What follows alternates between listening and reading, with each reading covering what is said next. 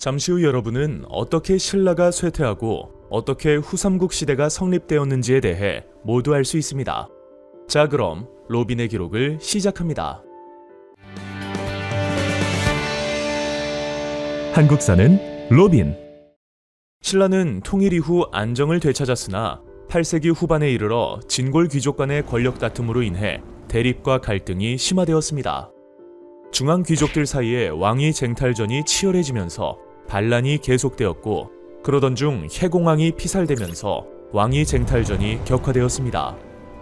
이에 155년간 20명의 왕이 교체되는 등 혼란이 지속되었습니다.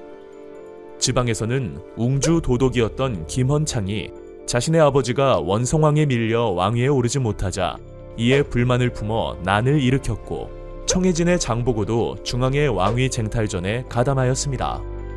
이러한 정치적 혼란으로 인해 신라는 점점 국정 운영 능력을 상실해 갔습니다. 중앙정부의 통제력이 약화되자 귀족들은 사치와 향락에 빠져들었고, 사적 예속민을 늘리고 대토지 소유를 확대하였습니다. 결국 부족한 재정적 보충을 위해 농민들에게 과중한 세금이 부과되었고, 농민들의 삶은 피폐해져 갔습니다. 여기에 자연재해까지 겹쳐 농민들은 토지를 잃고 노비나 초적이 되기도 하였습니다. 9세기 말 진성여왕 때에 이르러서는 중앙정부의 통제력 약화가 더욱 심화되자 전국 각지에서 원종과 애노의 난, 적고적의 난 등의 농민 봉기가 일어났습니다.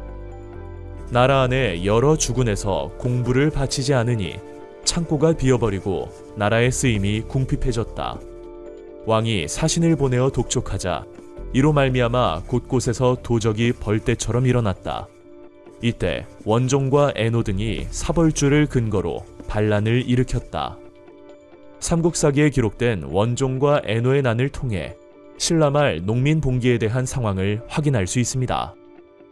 신라 말 중앙정부의 지방 통제력이 약화되고 사회가 혼란해지면서 지방에서는 호족 세력이 성장하여 일정한 지역에 독립적인 지배권을 행사하였습니다. 이들은 자신의 근거지에 성을 쌓아 군대를 거느렸고, 스스로 성주 또는 장군이라 부르며 그 지역의 행정과 군사에 실질적인 지배력을 행사하였습니다. 한편 도선과 같은 선종 승려들은 중국에서 유행한 풍수지리설을 들여왔습니다. 풍수지리설은 금성 중심의 지리 개념에서 벗어나 다른 지방의 중요성을 자각하는 계기가 되어 호족들에게 크게 환영받았습니다. 한편 골품제가 엄격하게 적용되는 신라 사회에서 관직 승진에 제한이 있었던 육두품들은 당에 유학하고 돌아와 골품제 사회를 비판하고 새로운 정치 이념을 제시하였습니다.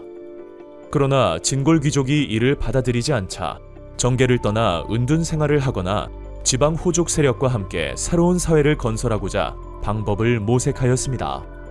10세기 초 신라 말의 혼란을 틈타 지방에서 성장하던 견훤과 궁예는 세력을 모아 새로운 정권을 수립하였습니다. 상주 출신의 군인이었던 견훤은 전라도 지방의 군사력과 지방 호족의 지원을 받아 나주와 무진주를 차례로 점령하였습니다. 이후 백제의 부흥을 내세우며 완산주의 도읍을 정하고 후백제를 건국하였습니다. 후백제는 충청도와 전라도를 차지하여 그 지역의 우세한 경제력을 바탕으로 군사적 우위를 확보하였습니다. 육두품 세력을 포섭하여 체제 정비에도 힘을 쏟았고 중국과도 외교 관계를 맺었습니다. 신라의 왕족 출신인 궁예는 북원의 도적, 양길의 무리 속에서 힘을 길러 강원도, 경기도 일대, 황해도 지역까지 세력을 확대해 나갔습니다.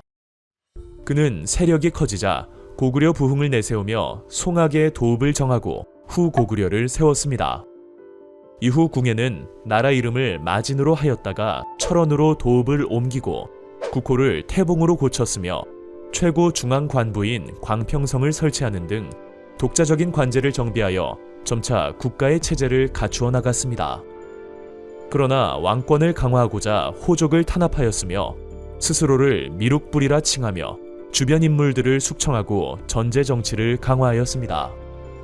이에 호족들은 정변을 일으켜 궁예를 몰아내고 송악의 호족 출신인 왕건을 왕으로 추대하였습니다. 왕건은 고구려의 계승자임을 내세워 918년 국호를 고려라 정하고 연호를 천수라고 하였습니다. 그리고 이듬해인 919년 태봉의 도읍이었던 철원을 떠나 자신의 근거지였던 송악을 새로운 수도로 삼고 개경이라 불렀습니다. 고려와 후백제가 치열하게 대립하는 가운데 태조 즉위 이후 웅주 인근 지역이 후백제에 투항하고 서원경 지역에서 반란이 일어나는 등 호족의 동요가 일어났습니다. 이에 태조는 지방의 호족들의 지지를 얻고자 노력하였고 그들의 딸과 혼인하였습니다. 또한 신라의 화친 정책을 취하여 신라 지역의 호족들에게 지지를 얻었습니다. 마침내 고려군과 후백제군이 대치하였을 때 고창 지역 호족들의 도움으로 대승을 거두면서 고려는 후삼국 통일에 유리한 위치를 차지할 수 있었습니다. 한편 후백제에서는 왕위 계승권을 둘러싸고 내분이 일어났습니다.